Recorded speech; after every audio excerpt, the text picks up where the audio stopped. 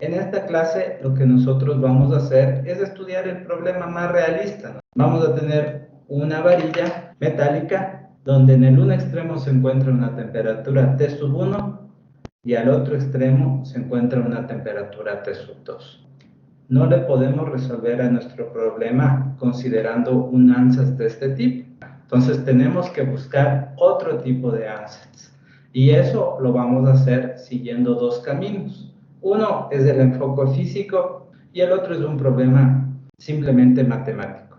Entonces, consideremos una varilla metálica de longitud L, cuyo cuerpo se encuentra aislado. La temperatura en los extremos de la varilla es T sub 1 en la izquierda y T sub 2 en el extremo derecho. Y además nosotros conocemos cuál es la distribución inicial de temperatura de la varilla, es decir, la temperatura inicial de la varilla va a estar descrito por una cierta f de x. Nosotros buscamos una expresión que nos describa la temperatura que habíamos llamado U para todo x entre 0 y L y para todo tiempo. Esto es lo que nosotros queremos determinar. ¿Qué tenemos que hacer? Transformar lo que está escrito aquí con palabras a ecuaciones. Acá arriba dice que el cuerpo de la varilla se encuentra aislado. La temperatura en el interior de la varilla puede ser descrito por la ecuación del calor homogéneo. Miren lo que dice después. La temperatura en los extremos es T sub 1 y T sub 2. ¿Qué es eso de ahí? Son las condiciones de frontera. ¿Cuáles serían las condiciones de frontera? U de 0, T igual a T1. Esa es una condición en el extremo izquierdo. ¿Y en el otro extremo? Sería U de L, T igual a T2. Exactamente. ¿Ya? Miren lo que nos queda acá. La temperatura inicial es de f de x. ¿Qué significa eso? La temperatura de la varilla al tiempo t igual a 0. Está descrito por una cierta función f de x. ¿Cómo le traduces eso en una ecuación? U de x, 0. Esto representa la temperatura inicial. La temperatura es la U, la temperatura para cualquier punto x en el interior de la varilla al tiempo t igual a 0. ¿Vale cuánto según lo que dice acá arriba? F de x. Listo, entonces nosotros traducimos esto en una ecuación. A esto nosotros le podemos o le solemos agrupar dentro de una llave y a este problema, por ejemplo, le podemos llamar P. Y como yo les había dicho siempre, es importante definir en dónde o para cuándo son válidas estas condiciones. Especificar que nuestro T es mayor o igual que 0 en estas condiciones que están en verde acá. Esta función describe la temperatura inicial de nuestra varilla para todo punto x en el interior de la varilla. Y este problema nosotros le vamos a resolver en este rectángulo de aquí. Si nosotros de aquí diríamos tomemos el ANSATS igual a x de x por t de t, no vamos a poder resolver nuestro problema. Entonces tenemos que tratar de darnos cuenta qué forma debería tener este ANSATS. Y como les dije antes, para hacer eso nosotros vamos a tomar dos caminos. Uno, un enfoque totalmente físico. Es un problema de conducción de calor, es una varilla de longitud L, el calor se está propagando a través de la varilla. Y el otro es un enfoque netamente matemático. Simplemente una EDP con condiciones de frontera no homogéneas. Y vamos a ver cómo a través de estos dos enfoques nosotros podemos llegar exactamente a la misma respuesta, pero son dos formas totalmente diferentes de abordar el mismo problema.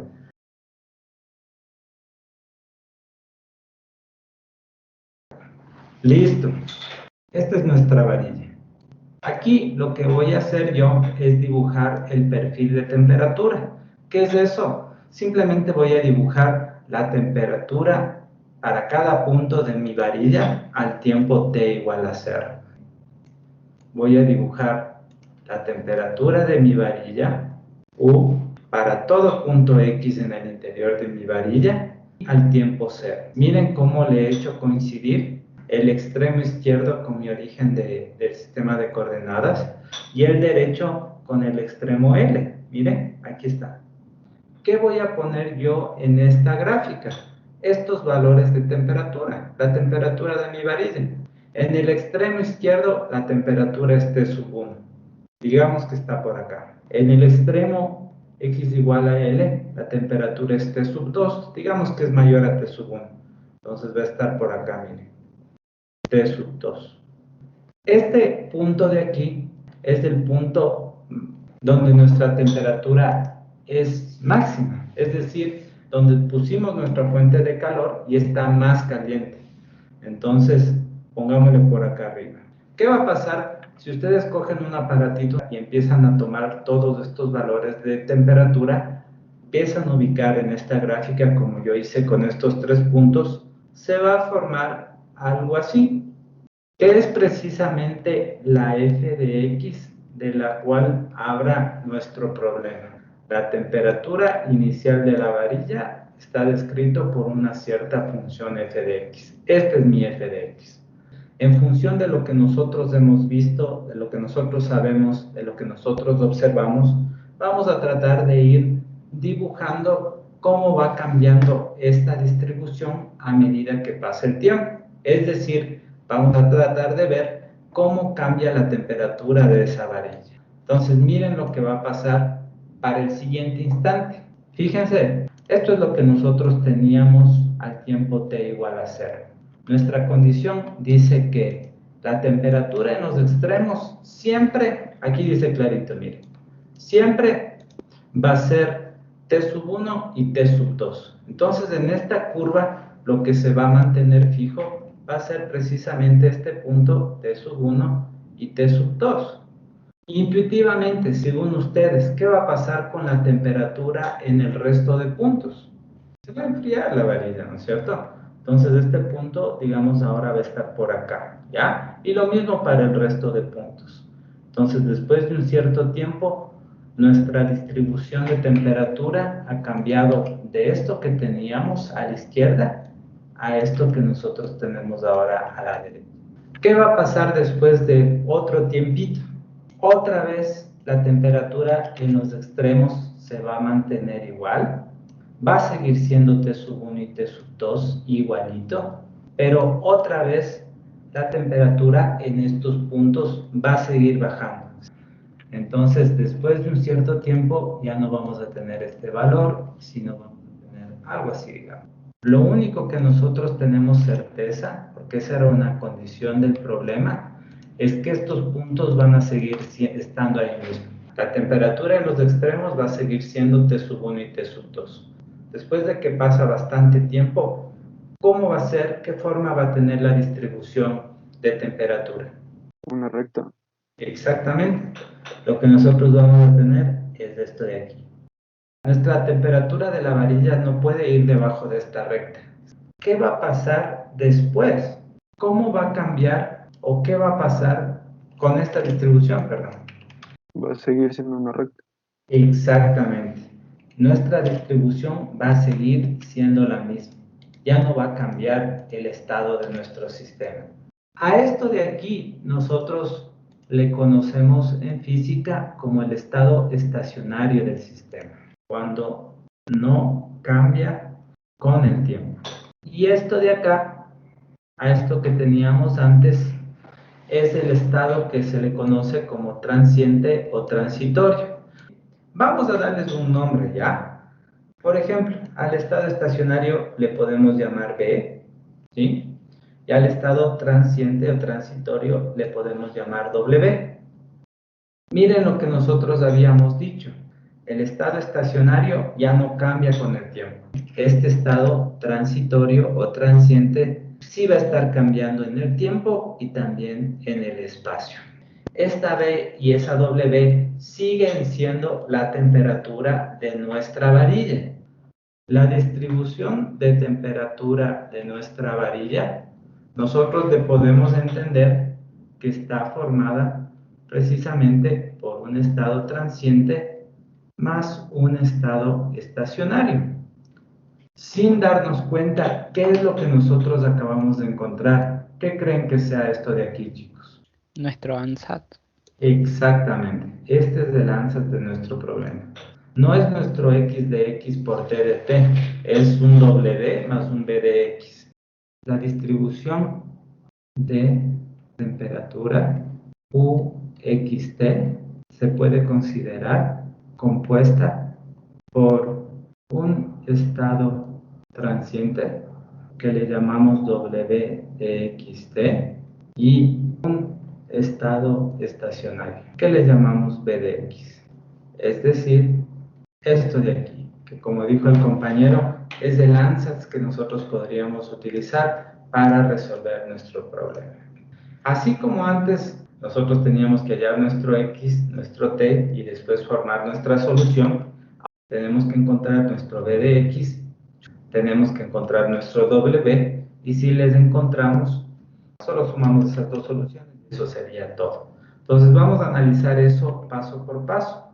Primero analicemos este estado estacionario. Veamos de dónde sale este B de X. ¿Qué representa ese B de X? Sigue siendo la temperatura de la varilla en el estado estacionario. ¿Qué significa eso? Miren, chicos, que B de X satisface la ecuación del calor. Esto de aquí vale 0. ¿Por qué? Es la derivada con respecto a t de algo que depende de x. Miren lo que acabamos de encontrar. Acabamos de encontrar una ecuación diferencial para nuestro b de x. Este es nuestro b de x, miren. ¿Qué representaba el b de x? La temperatura de la varilla en el estado estacionario. ¿Tú conoces la temperatura de la varilla en algún punto o no?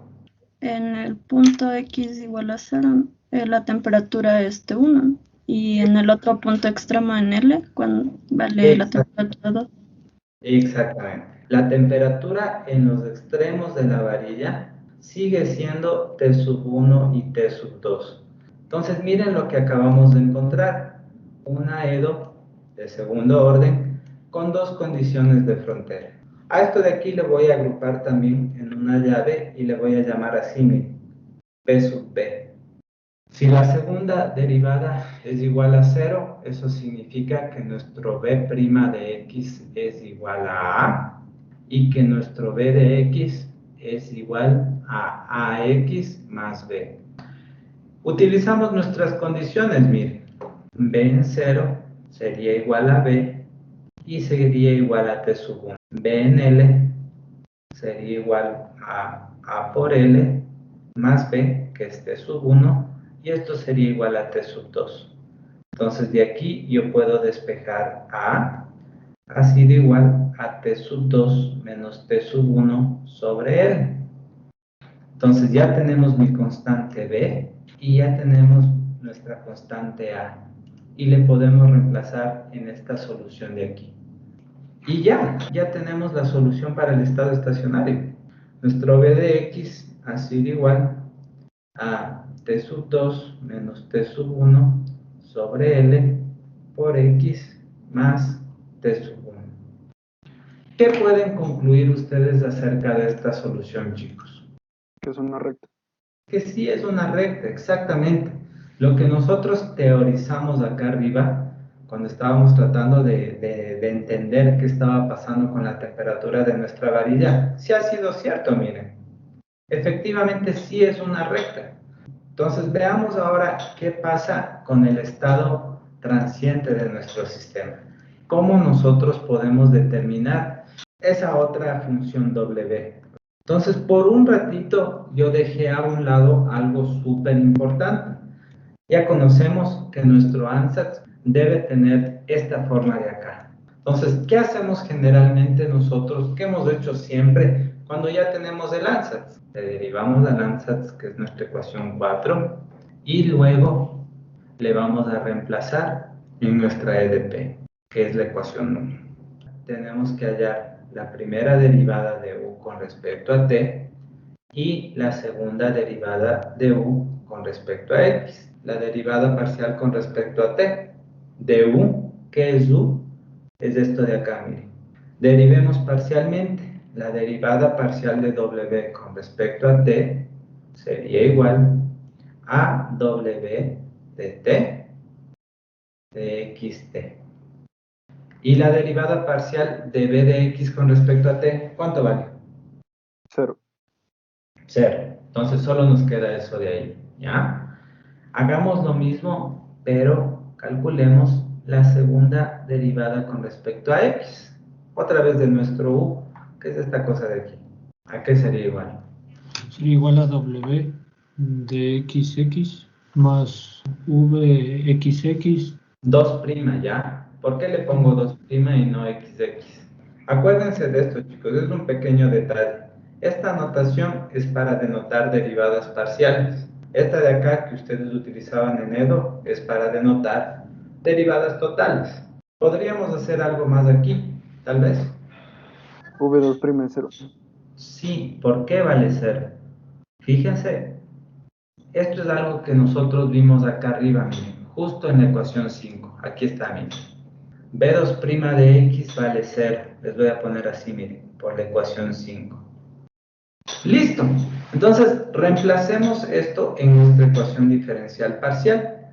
La derivada de u con respecto a t sería w de t, xt, es igual a c al cuadrado por la segunda derivada de w con respecto a x. Para resolver la ecuación 8, nosotros necesitamos condiciones iniciales y condiciones de frontera. Nosotros necesitamos cuánto vale nuestro w en 0 y t, cuánto vale nuestro w en L y t, y cuánto vale nuestro w a tiempo cero. De donde nosotros podemos conocer esas condiciones iniciales y esas condiciones de frontera a partir de las ecuaciones 2 y 3. Estas son las condiciones de frontera y estas son las condiciones iniciales de nuestro problema original. Este es nuestro problema original. Vamos a utilizar estas condiciones de frontera de acá y estas condiciones iniciales de acá. Listo, entonces, ¿cuáles eran nuestras condiciones? Eran estas de aquí. Nuestra u de 0, t es igual a t sub 1 y nuestro u de L, t es igual a t sub 2. Y también esta condición de acá, que nuestro u de x, 0 es igual a f de x. ¿Cómo nosotros podemos utilizar estas condiciones? Le podemos reemplazar en el ansatz. Exactamente. Entonces vamos a utilizar estas condiciones en nuestro ansatz. ¿Cuál es nuestro ansatz? Es esto de aquí, w de xt más b de x. ¿Cómo nosotros podemos utilizar? Haciendo que para el primer caso que x valga 0 y t siga igual. Exacto. Y eso igualarle a t1. Exactamente. ¿Qué te quedaría entonces, por favor? U de 0, t igual a w de 0, t más v de 0 igual a t1.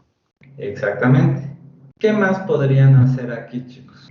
Si nosotros volvemos acá, por la ecuación 6, nosotros sabemos que este b sub 0 vale t sub 1.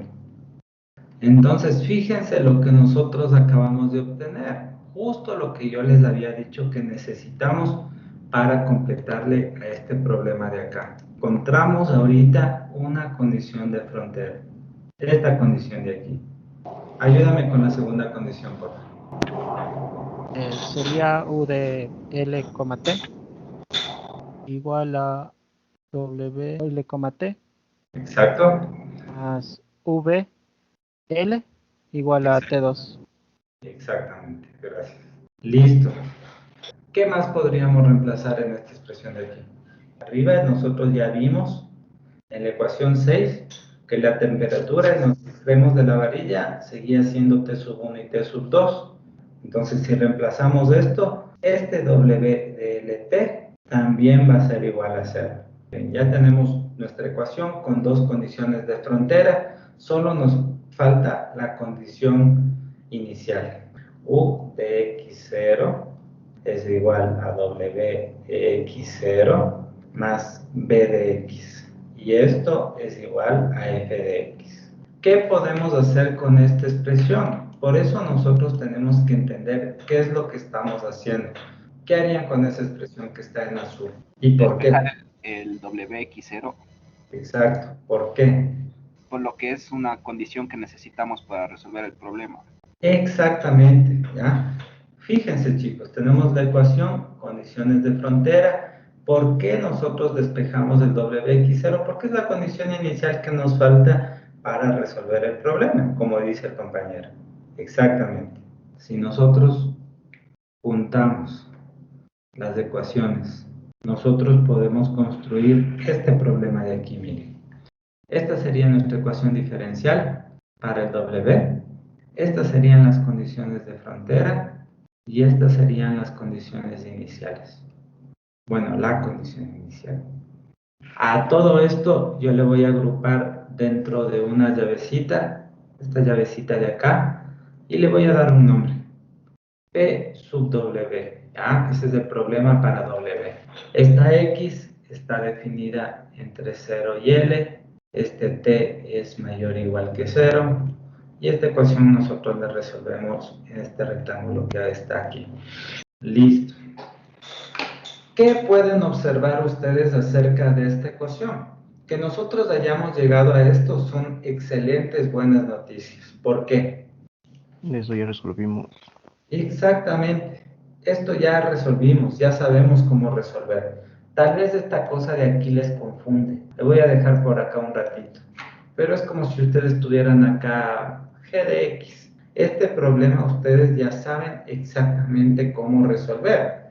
Resolvimos la clase anterior.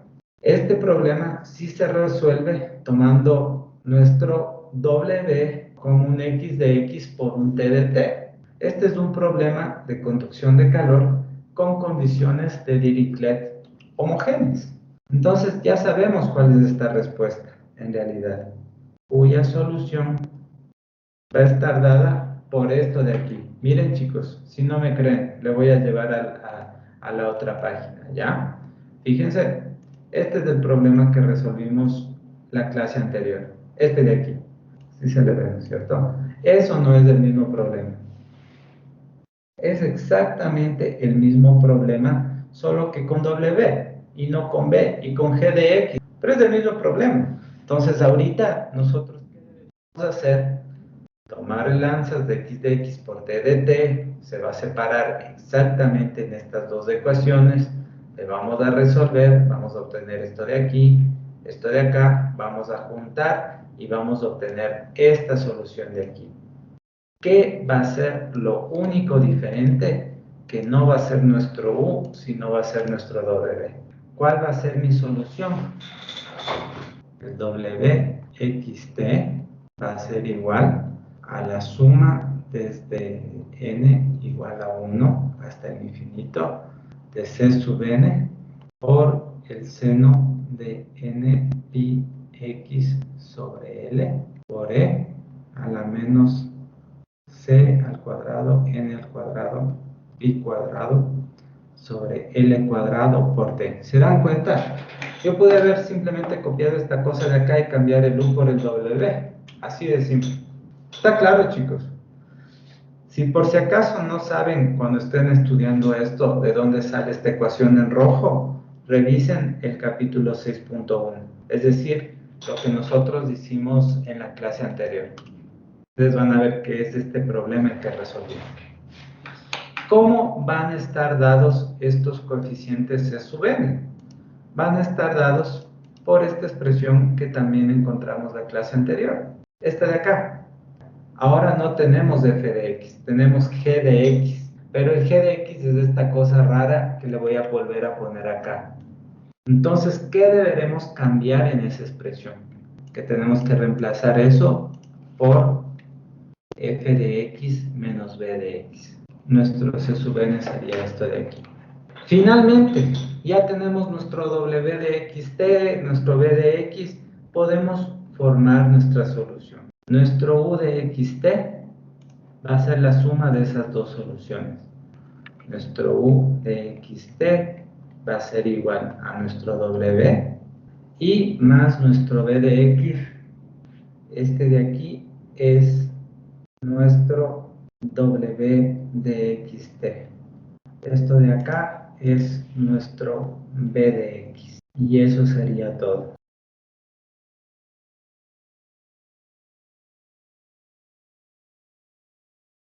¿En qué consiste el enfoque matemático? Cuando nosotros tenemos un problema complicado, ¿qué es lo que se busca hacer? Partirle en diferentes problemas chiquitos. Cuando nosotros tenemos un problema que no conocemos, ¿qué hacemos? Le transformamos en un problema que sí conocemos. Es exactamente lo que nosotros hacíamos acá, miren. Cuando nosotros utilizábamos el método de separación de variables, le transformábamos a este problema de aquí, miren, en estos dos problemas de acá, que son dos problemas sencillos.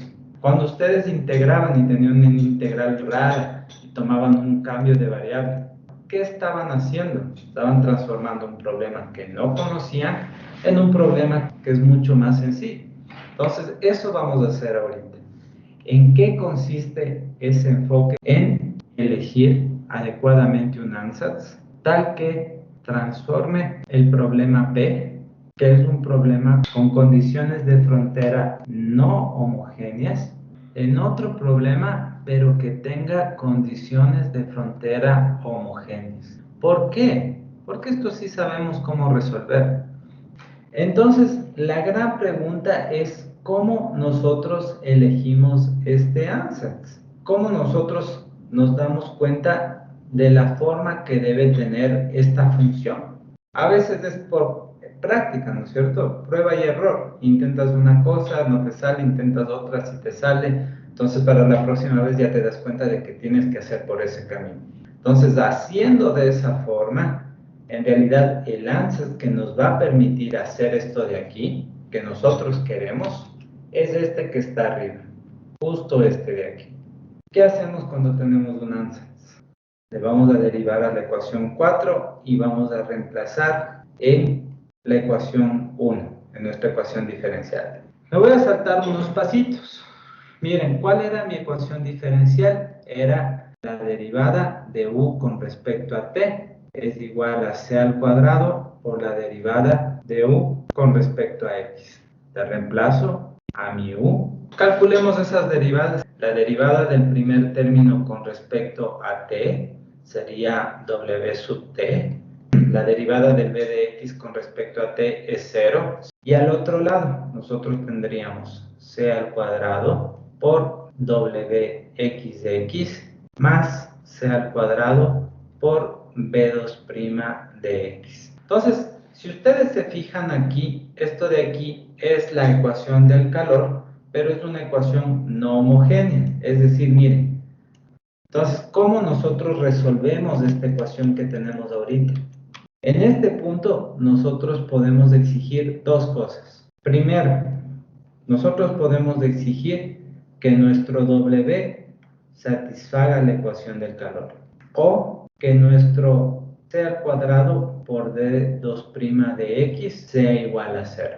Lo que nosotros hacemos es partirle a esta ecuación en dos problemas. En un problema va a ser este, miren. W de t es igual a c al cuadrado wxx y el otro problema va a ser b2' de x es igual a 0. Para encontrar condiciones iniciales y de frontera para estas dos ecuaciones, nosotros vamos a utilizar la ecuación 2 y la ecuación 3. Estas condiciones que nos daban de dato del problema, básicamente, que u en 0t es igual a t sub 1, que u en lt es igual a t sub 2 y que u en x0 es igual a f de x. ¿Cómo usamos estas condiciones? Reemplazaríamos en el ansatz. Exacto. Ayúdame con la primera, por favor. U0 de t sería igual a W0 de t más B de 0 igual a T1. Y aquí va a pasar algo súper diferente a lo que nosotros hicimos arriba. Arriba nosotros dijimos esto, ¿no es cierto? ¿Por qué? Porque nosotros sabíamos que el B era la temperatura en el extremo 0 y que en el extremo 0 esa era temperatura T sub 1. Ahora no tenemos ni idea de qué también será ese B en cero. No sabemos cuánto vale ese B cero. No hemos mencionado para nada que es del estado estacionario ni nada de eso, ¿no es cierto? Pero ¿cuál es nuestro objetivo? Y esto es súper, súper importante. Este es nuestro objetivo, miren. Convertirle a nuestro problema en otro problema con condiciones de frontera homogéneas. Entonces, ¿qué deberemos exigir nosotros en esta ecuación? Que eso sea cero. De aquí nosotros concluimos que nuestro B en cero es igual a T sub 1.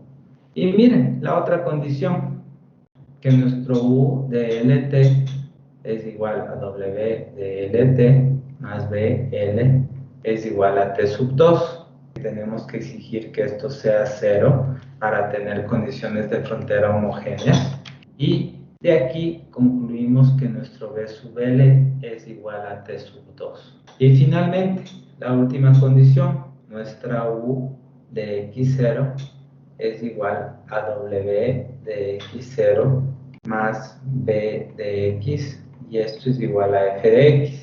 WX0 ha sido igual a F de X menos B de X. Es decir, ¿qué hizo haber elegido un ansatz de esta forma? Le transformó a nuestro problema P, el problema que nosotros teníamos arriba, que es un problema con condiciones de frontera no homogéneas, en estos dos problemas, miren.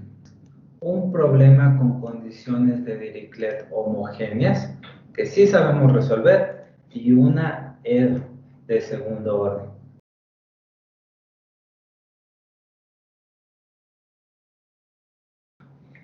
Y eso sería todo, chicos.